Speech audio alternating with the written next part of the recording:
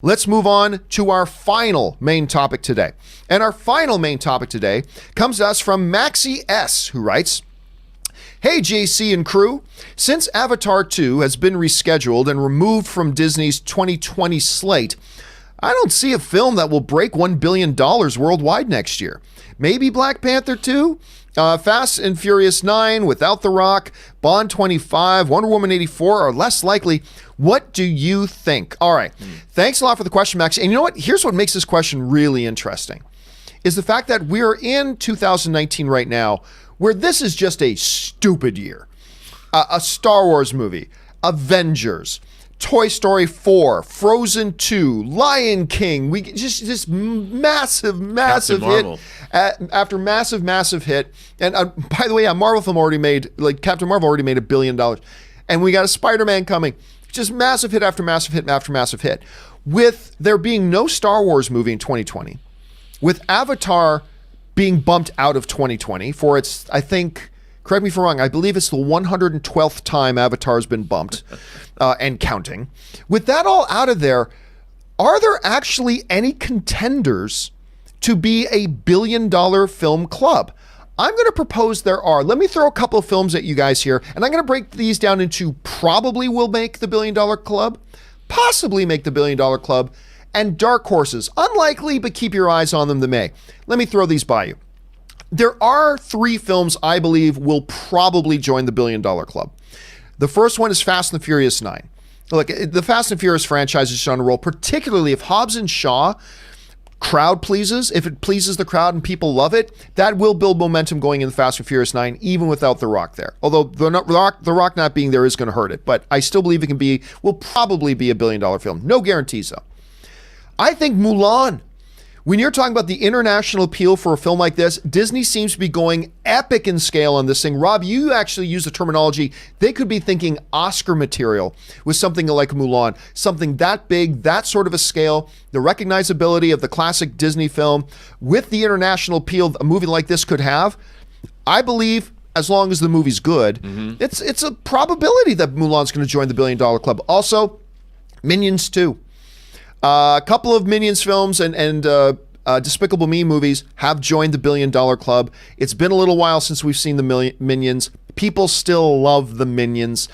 So I really don't see why not that Minions couldn't probably join the $1 billion club as well. All right, so that's my probable list. Then I think you got some possibilities. Fantastic Beasts 3. John, I know what you're saying, John. The Fantastic Beasts films have been doing great.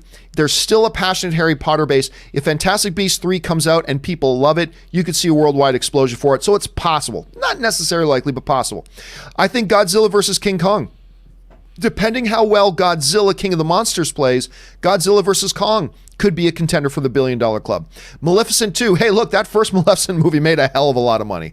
Didn't join the $1 billion club, made a hell of a lot of money. Keep your eyes on that. I think Bond 25. It wasn't that long ago that we had a Bond film join the $1 billion club. It's a possibility.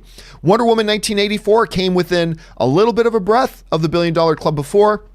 We're coming off Shazam, which was well received by people. I think Wonder Woman 84 is something you got to say is a contender. The new Christopher Nolan film, Tenet. I think if it's Christopher Nolan film, granted he hasn't put out a lot of $1 billion films, but he's got some under his belt. I think you got to consider that. And if Dune is well received and comes out on the scale, I think that's got a possibility as well. Then a couple of dark horses. I don't think these are likely, as a matter of fact, but maybe we should keep our eyes on them. Sherlock Holmes 3 has some possibilities. Trolls 2, Birds of Prey, A Quiet Place 2, then 2 Dwayne "The Rock" Johnson movies. Red Notice, I think, has got a lot of potential. And Jungle Cruise, which feels a lot like the Jumanji thing, and that thing made over $900 million, so why not? So I do believe there are some contenders going into 2020 of films that could be big enough to join the $1 billion club. Rob, you're looking at films like lists like I'm having here. What do you think will probably make it, could make that sort of thing? Do any really stand out to you? Well, I think Fast and Furious 9, because the Fast and Furious franchise has been making over $1 billion.